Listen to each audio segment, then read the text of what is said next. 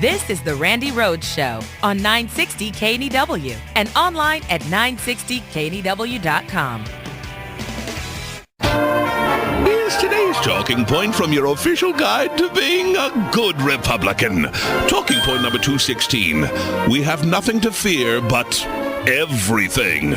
So let's make the most of it. We've been trying to score points saying Obama wants to mandate birth control for churches, but that's not sticking. People aren't afraid of birth control, but they've got to fear something. So we scare them with everything. As usual, Rush is out front on this. Within Obamacare, they can mandate anything. You got that? Anything. Fill in your own nightmare. Rush even has examples. If they decide that you can only have 2 babies, they can do that. That'll scare the base. After all, we choose our candidate based on the number of kids they manage to produce.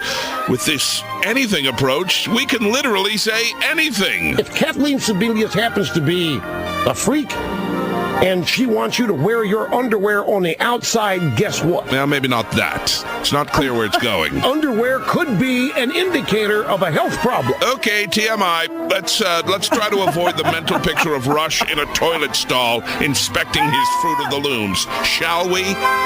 Let's move on. Other than that, when it comes to fear-mongering over Obamacare, anything goes. And that's talking point number 216 from your official guide to being a good, scared Republican.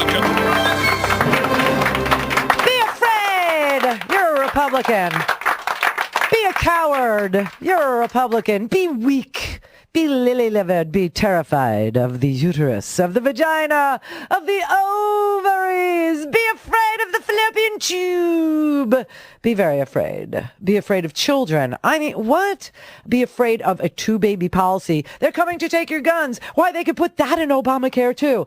Insert your worst nightmare. That's what they can do in the healthcare definition. A comprehensive health insurance policy definition could include, they're taking your guns, could include underwear inspections on demand at work. I mean, are you insane? It's as if we have no constitution now. It's as if they want you to believe that everything is possible because of a health care law, because it says that all people should have access to affordable, comprehensive health care that includes the cheapest way to keep people healthy, and that is prevention.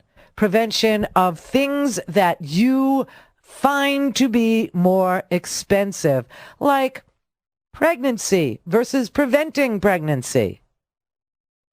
Now, why do they, and they always insert it in your head like it's going to be some 16-year-old girl. It's always going to be that. Like, it's the girl that gets raped is always the 16-year-old girl in their equation, which is why I think you found it so shocking when I explained to you that when you come home and you already have a family and you have a loving husband and you say to him, honey, darling, I was raped and guess what? Now I'm pregnant and I'm having that baby and you will love it. All of a sudden people go, damn, I don't know if I could do that. Like the men folk.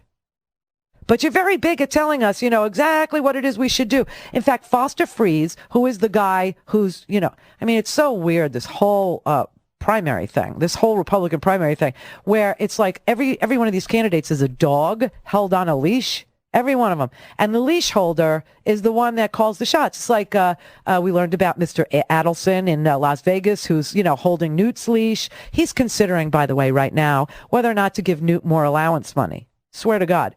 Because that's the man, Adelson, who's going to pick who you get to vote for because he's got the money.